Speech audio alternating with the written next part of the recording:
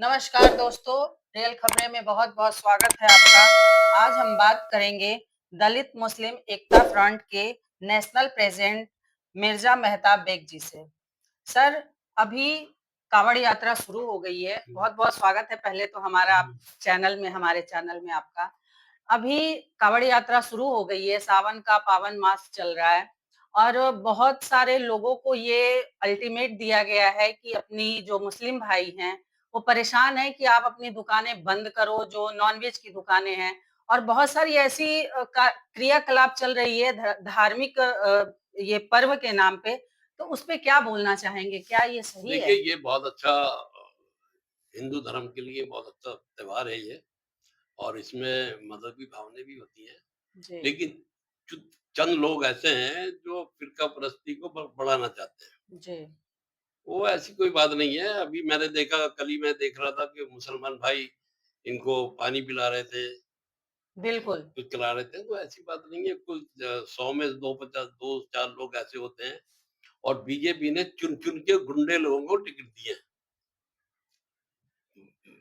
बेवकूफ लोगों को। तो उसकी वजह से थोड़ी-सी परेशानी हो रही है कि वैसे कोई बात नहीं है। एक्चुअली देश में मुसलमान 26 करोड़ है बिल्कुल, और 26 करोड़ मुसलमान ऐसा है, ये 2 टैक्स देता है।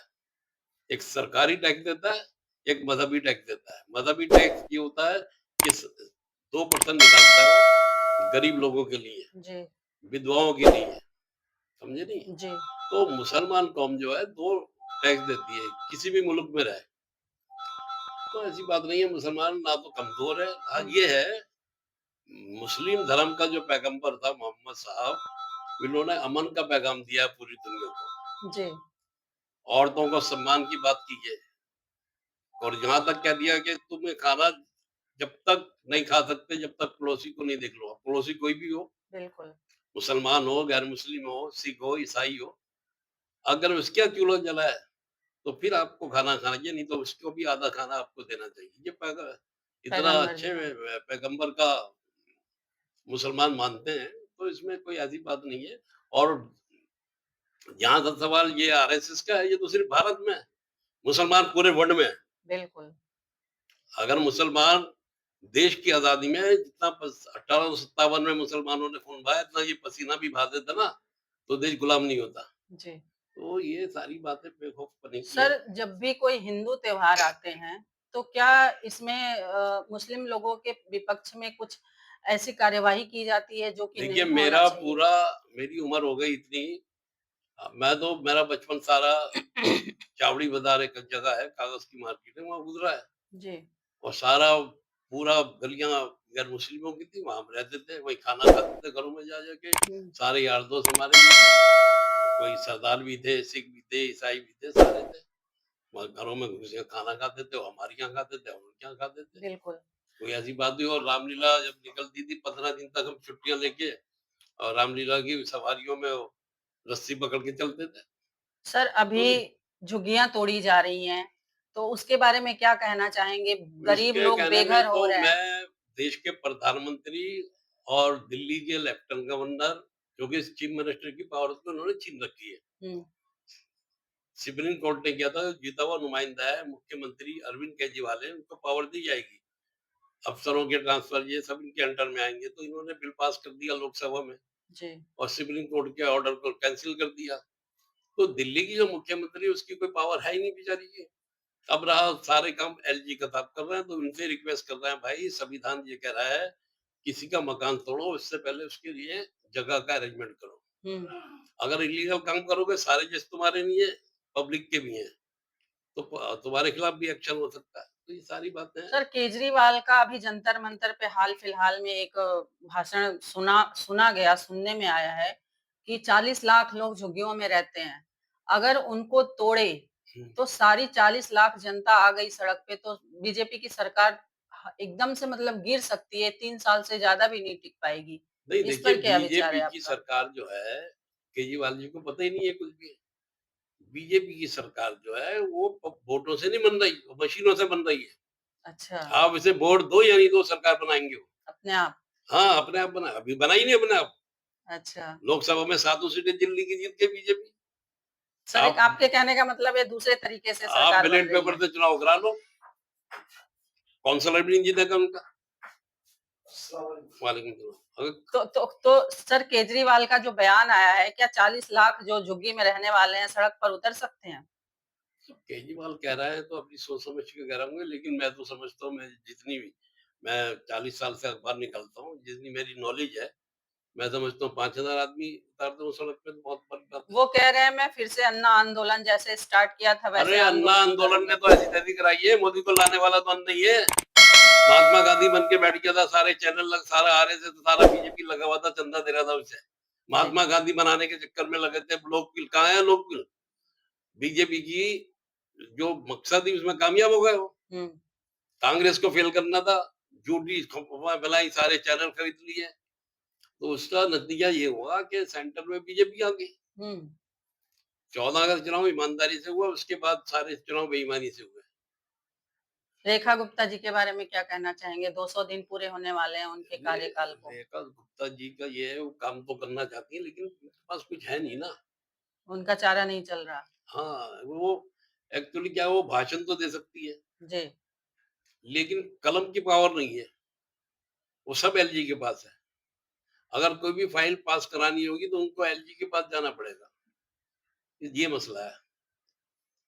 पहले सर केजरीवाल सरकार का ये आरोप रहता था कि एलजी साहब हमारे फाइलों को रोक के रखते हैं।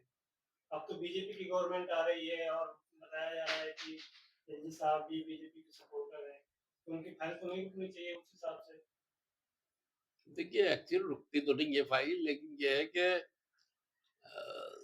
एलजी साहब भी कुछ काम सोच समझ के करते हैं, क्योंकि क्या ही लोगों का नजरिया ये रहता है सिर्फ पैसे वालों के लिए काम करो।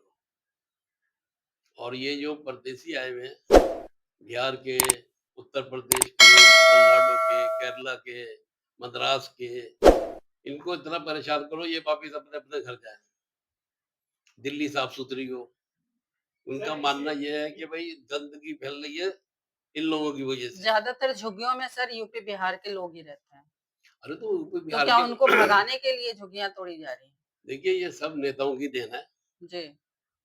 भाई बिहार का आदमी, अब मैं जाता हूँ कहीं भी, देखता हूँ कोई ऑटो पे चला रहा है, कोई रिक्शा चला रहा है, कोई चाय बेच रहा है, कोई सब्जी बेच रहा है, कोई मजदूरी का काम कर रहा है। हम्म। अपने परिवार को छोड़ के लोग सड़कों पे पड़े हुए हैं। अगर हम वहीं पर उनको कारोबार दे दें, 10-15 हजार रुपए का वहां पे काम कर दें, हम्म। वर्कशॉप लगा दे, कोई फैक्ट्री लगा दे, कोई काम, तो आदमी क्यों अपना परिवार छोड़ के शहर में आएगा? बिल्कुल। ये सब नेताओं की देन है। अरबों खरबों रुपए पब्लिक के खून पसीने का बर्बाद कर रहा है। हवाई जहाजें खरीद रहा है, जिसकी औकात साइकिल खरीदने की नहीं, वो हवाई जहाज खरीद लिया। तो कहने का मतलब ये है कि सारा कुछ हो रहा है। मेरी अपील ये है सब लोगों से कि आप नौजवानों को, पढ़े लिखे बेरोजगार नौजवानों को पार्लियामेंट विधानसभा में भेजो। अगर आप देश को सुधारना चाहते हो, अपने बच्चों का मुस्तकबिल संवरना चाहते हो, अगर आप चाहते हो कि हमारे बच्चे हमारे देश में अच्छी तालीम हासिल करें, इंजीनियर बने, डॉक्टर बने, समझे नहीं? तो आपको अपने वोट का सही इस्तेमाल करना पड़ेगा। अब देखिए जितने भी पैसे वाले लोग भाग रहे हैं यहाँ से, मुसलमान कब भाग रहे हैं? 9,75,000 आदमी भारत छोड़ के चला गया। अभी जो हमारा पैसा था, भारी लोगों ने लगा रखा था भारत में, 96% पैसा निकाल लिया लोगों ने। चाइना में डाल दिया, तमन में डाल दिया, पाकिस्तान में डाल दिया, वहां काम कर रहा है वो। यहाँ से जब यहाँ पैसा ही नहीं रहेगा तो कारोबार कैसे बढ़ेगा? और अब भी कितने लोग जा रहे हैं। देखिए जो फैमिली थोड़ी सी भी समझदार है, कोई भी पैसे वाला या कारोबारी आदमी ये बात बर्दाश्त नहीं करेगा कि लाठियां ले हुए चल रहे हैं, चाकू ले हुए चल रहे हैं, तलवार ले हुए चल रहे हैं, जय श्री राम वो कहेगा यार कल मेरी दुकान पे आग लगा दी, मैं क्या करूँ? 2 करोड़ की दुकान हूँ, 2 करोड़ का माल भरवा हूँ और 1 मिनट में, 5 मिनट में 4 करोड़ का नुकसान हो जाए मेरा, मैं भी मर जाऊं, तो सब जाना है यहाँ से, सब बाहर जाना है। ये देन मोदी साहब की है। सर हमारे चैनल के माध्यम से कावड़ यात्रियों के लिए कोई संदेश देना और चाहेंगे? आर्ग्यू से मैं कहूंगा कि अच्छा काम है, इसको अच्छी तरह से करो आप, ये लफंडरगिरी नहीं करो आप। हम्म। ये मत समझो कि अगर कोई आदमी खामोशी से तुम्हारी बदतमीजी सह गया तो कमजोर है। कमजोर नहीं है कोई भी। तो जिस मकसद से आप लेके जा रहा हो इसको भगवान भी आपसे खुश रहेगा, जनता भी खुश रहेगी।